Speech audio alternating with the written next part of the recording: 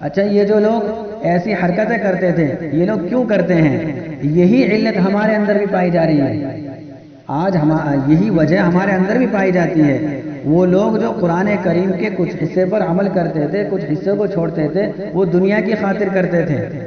اولئک الذین اشتروا الحیات الدنیا بالآخرہ، یہی وہ لوگ ہیں، یعنی ان لوگوں نے جو ایسا عمل کیا ہے، قرآن کریم کو چھوڑا، بلکہ توریت کو چھوڑا ہے، کچھ حصے کو چھوڑا ہے، کچھ حصے پر عمل کیا ہے۔ اس کی وجہ یہ ہے کہ یہی وہ لوگ ہیں جنہوں نے دنیاوی زندگی کو اختیار کر لیا ہے آخرت کے بدلے میں۔ یعنی اگر کہیں دنیا اور آخرت کا مقابلہ ہو جائے، دنیا کا بھی تقاضا ہے، آخرت کا بھی تقاضا ہے، تو ان لوگوں نے دنیا کو ترجیح دی ہے، آخرت کو چھوڑ دیا ہے۔ اب ہم اپنے آپس میں غور و فکر کریں، اپنے گریبان میں جھانکیں کہ اگر دین کا تقاضا ایک طرف ہو اور دنیا کا تقاضا ایک طرف ہو، ہم کس کو ترجیح دیتے ہیں؟ اکثر و بیشتر ہمارا حال یہ ہے کہ ہم دنیا کو ترجیح دیتے ہیں، آخرت کو ہم چھوڑ دیتے ہیں۔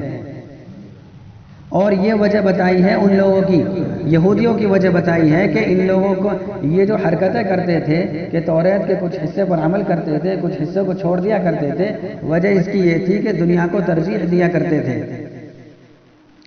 تو اگر یہ علت ہمارے اندر پائی جا رہی ہے تو ہم بھی ان کے ساتھ شامل ہو گئے ہیں۔ اللہ ہم سب کی حفاظت فرمائے۔ چونکہ یہ بات یہ چھوٹی موٹی بات نہیں ہے، بہت بڑی بات ہے۔ مثال کے طور پر نماز ہے، نماز کا وقت آ گیا، ادھر ہماری دکان پر گاہک بھی ہیں، نماز کا وقت بعد میں نہیں آئے گا، اب ہم نماز کو چھوڑ کر اپنے گاہکوں میں لگ جانا اور ہمارا دکان میں مصروف ہو جانا، مشغول ہو جانا، تو گویا کہ ہم نے دنیا کو ترجیح دے دی ہے، آخرت کو چھوڑ دیا، کیونکہ نماز کا تعلق آخرت سے ہے، دنیا سے نہیں ہے۔ اسی طریقے سے بہت سارے اعمال ہیں، اگر ہم دنیا کو ترجیح دیں اور آخرت کو ہم چھوڑ دیں، پس پشت ڈال دیں، تو پھر ہم بھی ایسا ہی عمل کرنے والے ہوں گے جیسا کہ ان یہودیوں کا عمل تھا۔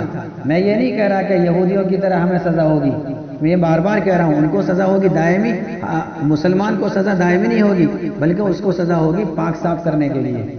لیکن عمل ایسا ہی ہو گیا، جب عمل ایسا ہو گیا دنیا میں ہمارے ساتھ ایسا ہی معاملہ ہوگا، جیسے وہ ذلیل ہوئے تھے ویسے ہی ہم ذلیل ہو رہے ہیں، ہوں گے نہیں، ہم تو ہو رہے ہیں، ہم دیکھ رہے ہیں خود دنیا کے اندر ہمارا کیا مقام ہے، پہلے کیا مقام تھا اور اب کیا مقام ہے۔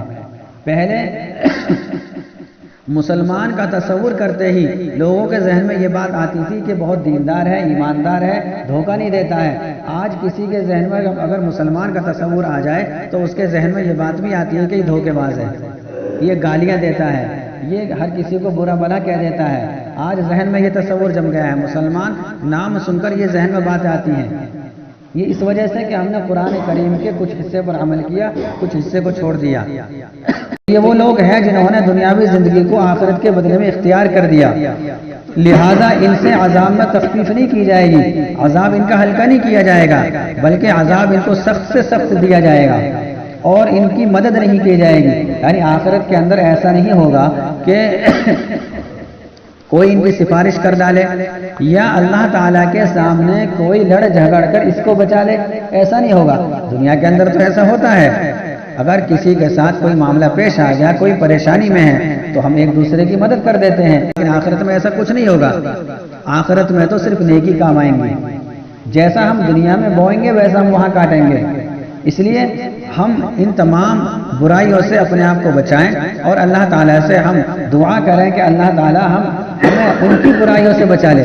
جو ان کے اندر برائیاں تھیں آج ہمارے اندر وہ برائیاں پھیل جا رہی ہیں، اللہ تعالیٰ سے ہم دعا کریں کہ اللہ تعالیٰ ہم سب کو ان تمام برائیوں سے بچائے، اور ہم دعا کریں کہ اللہ تعالیٰ ہم سب کو پورے قرآن کریم پر عمل کرنے کی توفیق نصیب فرمائے۔